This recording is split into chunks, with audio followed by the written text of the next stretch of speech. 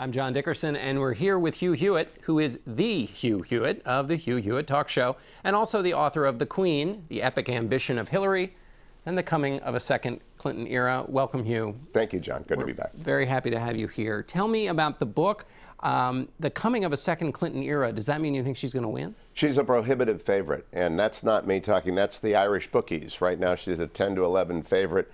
In the pubs of Dublin, where the real money is put down on it, Jeb Bush is 7-2, Marco Rubio is 7-1. She can be beaten. The Republicans can win, but they'll have to play not the perfect game, not the no-hitter that was thrown by the Nationals last night, but we will have to play very good politics against Hillary Clinton because she has money, a machine. Most of the media likes her. She's got this amazing map is on her side. The Republicans have to win Florida and Virginia and Ohio and Colorado. She's a prohibitive favorite.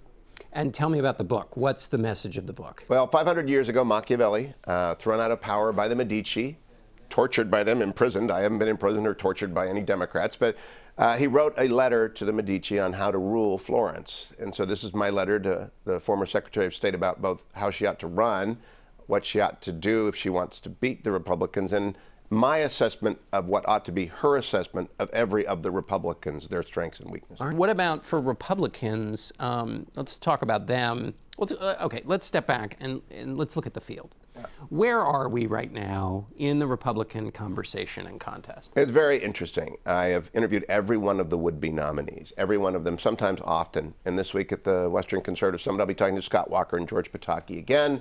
Carly Fiorina was in last week. The Donald will be on the show, I believe, tomorrow. We're talking on a Sunday. On Monday, the Donald will be back for a second visit to the show. Where we are, it is a period of extreme fluidity, as the most recent polls show.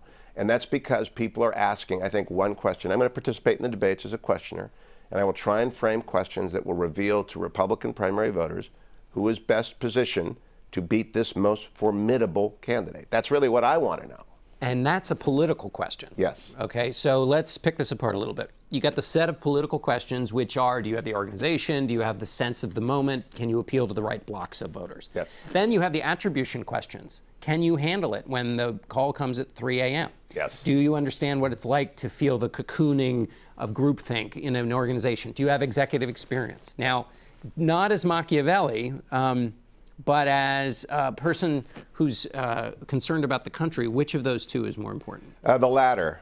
You know, I do look for who do you really want to be commander-in-chief. And I believe that Mrs. Clinton's biggest vulnerability comes from the fact, and I write extensively in The Queen, that she left the State Department on the night of the Benghazi attack at 1 a.m.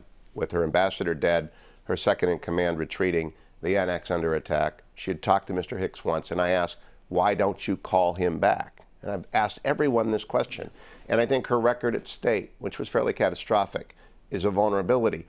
But there needs to be not just her vulnerability, there needs to be someone who can say, I won't fold at a crucial moment. And this world, which is so complex, and Chairman Nunez told you on the show in which I participated at Face the Nation, that we're at the time of greatest threat ever. That means greater than the day before 9/11. That's pretty sobering.